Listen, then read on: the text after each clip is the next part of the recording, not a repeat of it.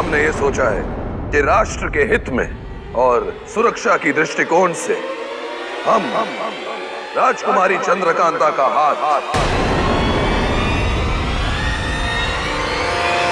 महामंत्री क्रूर सिंह के हाथ में सौंपने वाले हैं और जल्द ही ये दोनों विवाह के सूत्र में बंध जाएंगे। अल्लाह, ये तो चमत्कार हो गया। राजकुमारी जी से हमारी शादी, मानो हमारा तो ख्वाब ही सच हो गया। मगर ये हुआ कैसे कमबख्त।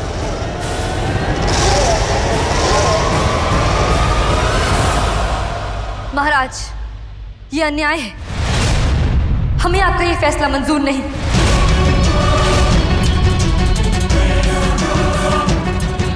क्रूर सिंह से हमारा कोई रिश्ता नहीं हो सकता। क्षमा चाहते हैं राजकुमारी जी बीच में बोलने के लिए। हम भी इतने बेगैरत नहीं हैं कि आपके फैसले के बिना हम ये रिश्ता निभाएं। मुलाजिम हैं हम आपके, हम मानते हैं। आपका जो मन चाहे भला बुरा इस भरे दरबार में हमें कह सकती हैं, लेकिन महाराज के फैसले का अपमान करना भरे दरबार में, राजकुमारी जी, ये आपको शोभा नहीं देता। क्रूर सिंह, अपनी ये दकियानूसी दलीलें अपने पास रखो, वरना तुम्हारे हलक से जबान निकालेंगे हम। खामोश चंद्रकांता, अपनी जबान को लगाम दो। इस दरबार को ऊंची आवाज पसंद नहीं। कहीं ऐसा ना हो कि तुम्हारी बदतमीजी की वजह से हमें तुम्हें सजा देनी पड़े। सजा तो आपने पहले ही दे दी पिताजी, हमारी बात अनसुनी करके। तुम भूल कैसे गए कि इस राज दरबार की एक मर्यादा है और उस मर्यादा का उल्लंघन कोई भी करे ये बर्दाश्त नहीं किया जाएगा, चाहे वो हमारी बेटी ही क्यों ना हो। पिताजी। चंद्रकांता। माँ, आपने भी अपनी बेटी का दर्द नहीं समझा। नहीं चंद्रकांता, इस वक्त तुम्हें समझने की आवश्यकता है। दरबार के अपने कुछ नियम होते हैं, कुछ अनुशासन होते हैं, उन्हें तोड़ने की कोशिश मत करो। हमें बात करने की आवश्यकता है। आओ, तुम हमारे साथ आओ।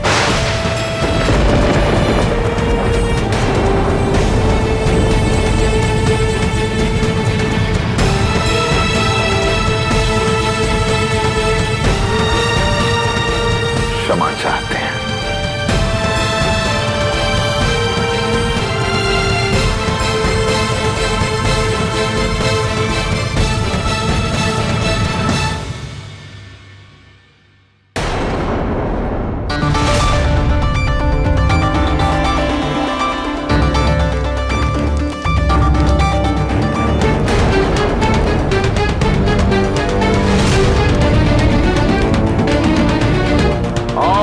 राजकुमार, मेरे जिगर के टुकड़े, आपको देख लेता हूं तो दिल को सुकून आ जाता है।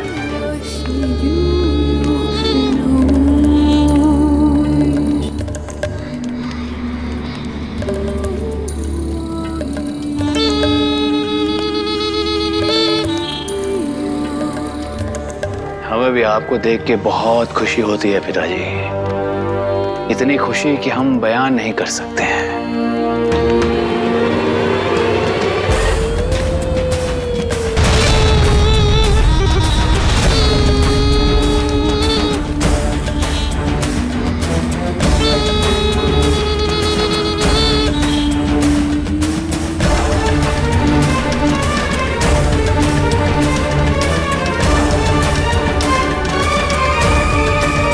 क्या हुआ पिताजी, आप किस सोच में चले गए? हम ये सोच रहे हैं हमारे बच्चे कि औलाद अपने बाप से कब बड़ी हो जाती है पता ही नहीं चलता। हम समझे नहीं। हमारा मतलब ये है कि आप इतने बड़े कब से हो गए कि अपने पिता को मारकर उसके अधिकार छीनने की साजिश रच दी आपने। इस पृथ्वी के सबसे बड़े अय्यार हैं हम। असीम शक्तियों के दाता हैं हम। हमसे कुछ भी छिपा नहीं है। तो आपको सब पता चल ही गया। अब दो रास्ते हैं पिताजी आपके पास। या तो आप हमारे रास्ते से हट जाइए या फिर आमना सामना कीजिए, और जो जीता वो होगा तिलिस्म का हकदार। बोलिए। 120 सालों से इस तिलिस्म के लिए तपस्या कर रहे हैं हम। हमारा हक है इस तिलिस्म पर, और इसे पाने से हमें कोई नहीं रोक सकता। तो मरने के लिए तैयार हो जाइए पिताजी, क्योंकि आपको मारकर तिलिस्म के हकदार हम बनेंगे। वो कहते हैं ना कि पिता के मरने के बाद उसकी जागीर का हिस्सेदार सिर्फ उसका बेटा होता है।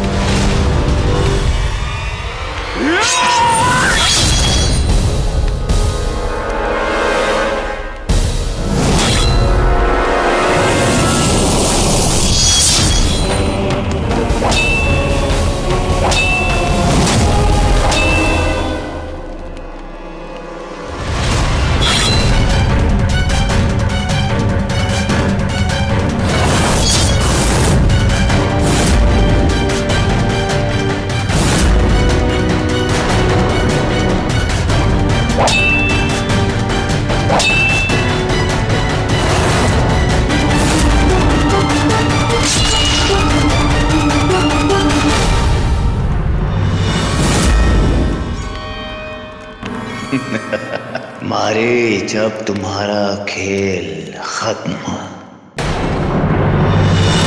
अपने आप को समझता क्या है क्रूर सिंह? उसने ये सोच भी कैसे लिया कि हम उससे विवाह करेंगे? नहीं, अगर हम इस कहानी का अंत नहीं लिख सकते तो हम इसके पन्ने ही जला डालेंगे।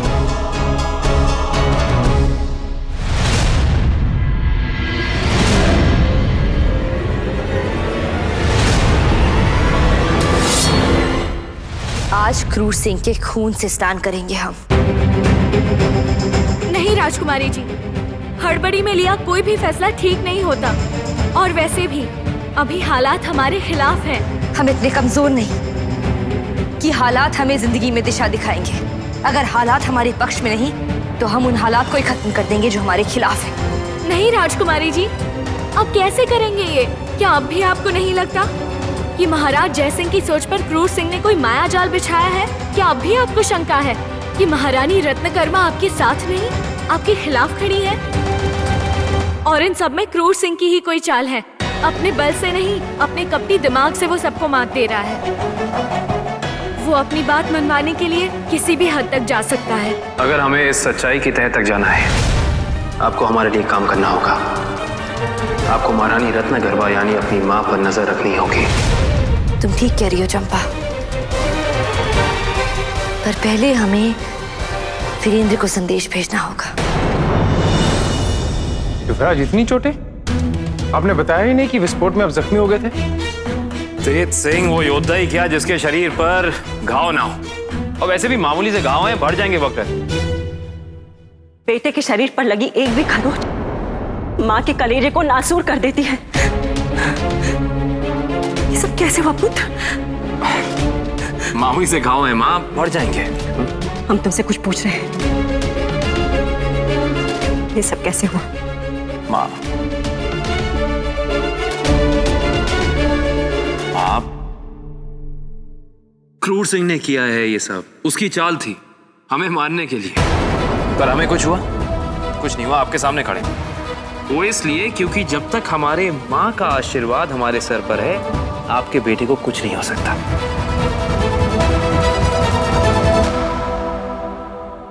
तुम्हें अपनी माँ की आंखों का दर्द दिखाई नहीं देता कि तुम्हारे प्यार ने तुम्हारी नजरों को धुंधला कर दिया है।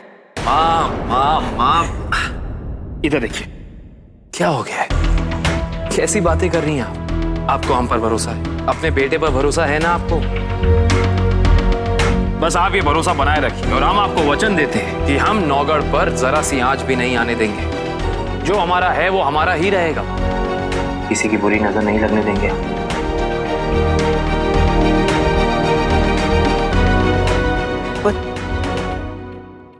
नजर तो लग चुकी है, पर अफसोस की ये बात है कि तुम्हें दिखाई नहीं दे रहा।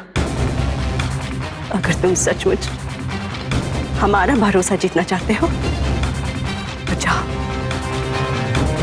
जाओ बदला लो अपने पिता की हत्या का, बदला लो अपने भाई की मौत का।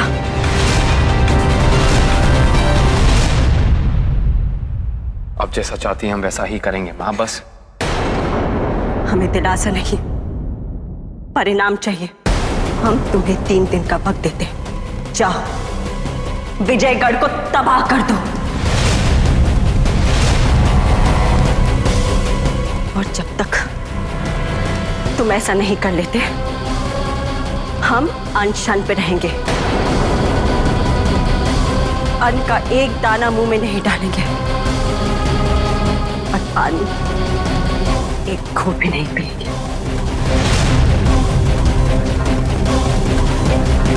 माँ, माँ हमारी बात सुनिए माँ। मुखर हो, जल्दी चलो। शिवदत्त ने महाराज मारीच पर हमला कर दिया है, चलो। रुक जाओ।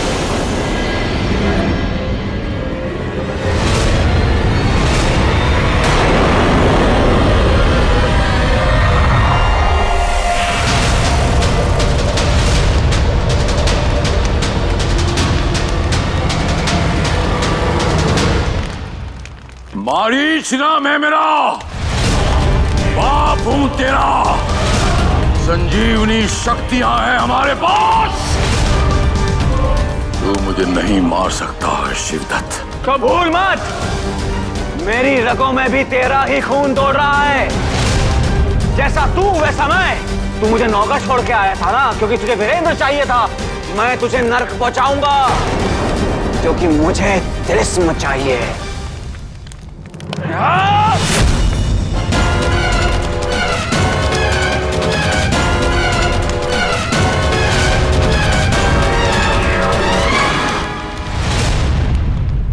मेरे स्वामी तक पहुंचने से पहले मुझसे लड़ना होगा। हमारे मार्ग से हट जाओ वरना।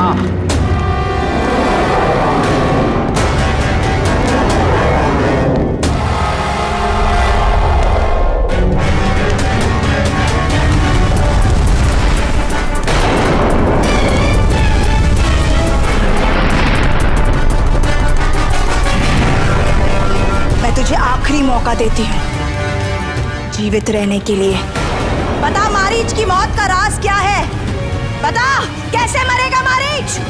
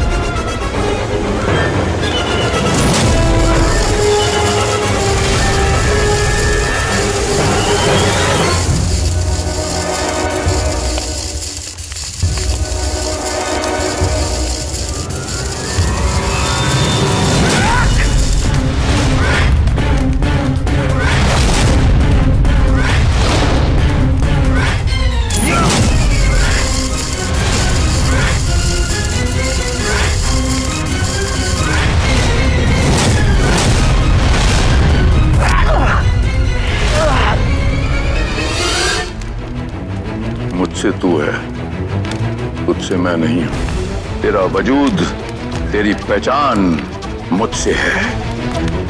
बाप को बाप ऐसे नहीं कहते।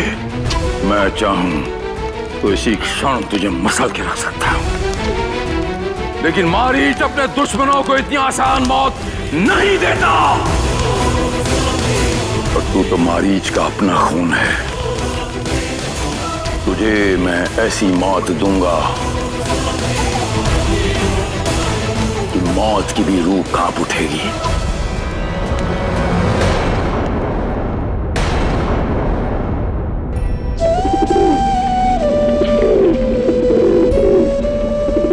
वीरेंद्र, अब हमसे और सहन नहीं होता, हमें यहाँ से ले चलो।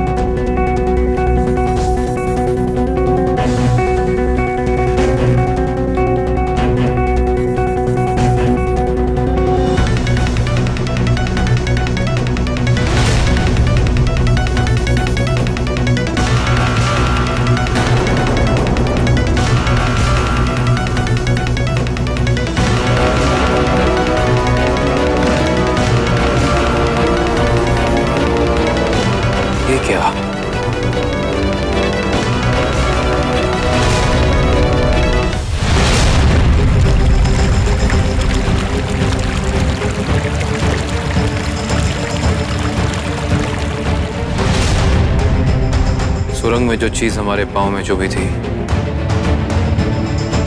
ये थी, ये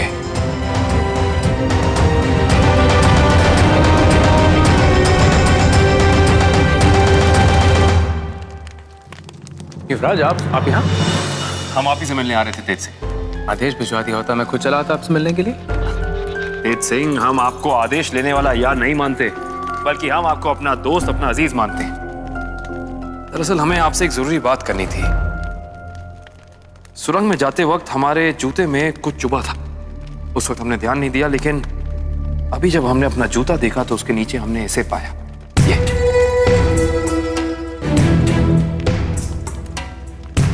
मुंदा, ये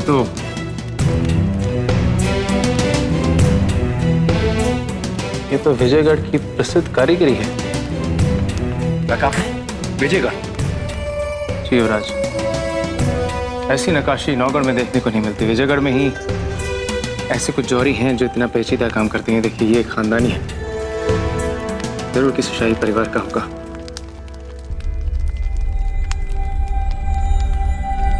फिर तो हमें पता लगाना होगा कि यह आखिर है किसका और सुरंग में कैसे पहुंचा। तेज सिंह, आपको एक काम करना होगा। आपको इसी वक्त विजयगढ़ के लिए रवाना होना होगा और पता लगाना होगा कि ये कुंदा आखिर है किसका। क्या गए युवराज? विजयगढ़।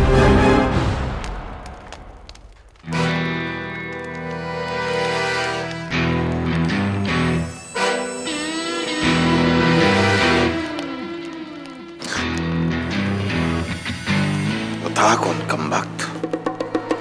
गया किधर? हुजूर, यही तो राज की बात है। क्रूर सिंह, महारानी, आप और यहाँ? सवाल पूछने का अधिकार सिर्फ हमारा है। तुम दोनों हमारे कक्ष के बाहर क्या कर रहे हो? कक्ष के बाहर? महारानी, वो दरअसल हमें बिल्ली की आवाज आई थी, है ना? हाँ, तो बिल्ली को भगाने के लिए हम आए, तो हमने चूचू किया और वो भागी।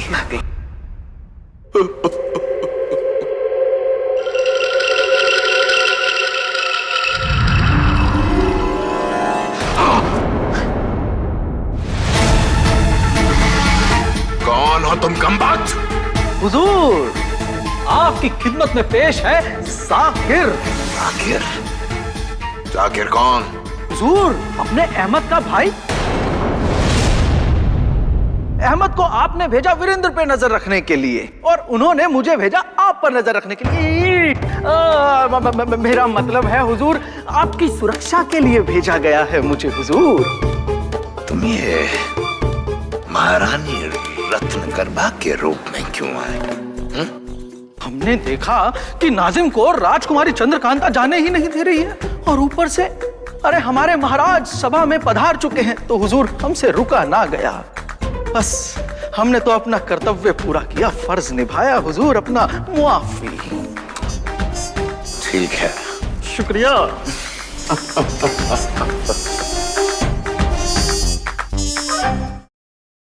कमबख्तो, तुम दोनों हमारी बात गौर से सुनो। जल्दी हमारी राजकुमारी जी से शादी होने वाली है, और हमारी शादी में हमें कोई भी अड़चन नहीं चाहिए। जाकिर, तुमने सही मौके पर आकर स्थिति को संभाला, ये एक काबिल यारी का सबूत देता है। हम खुश हुए। अब आगे से नाजिम की तरह तुम भी हमारी सेवा में रहोगे। पीछे अपनी औकात मत भूलो, समझे?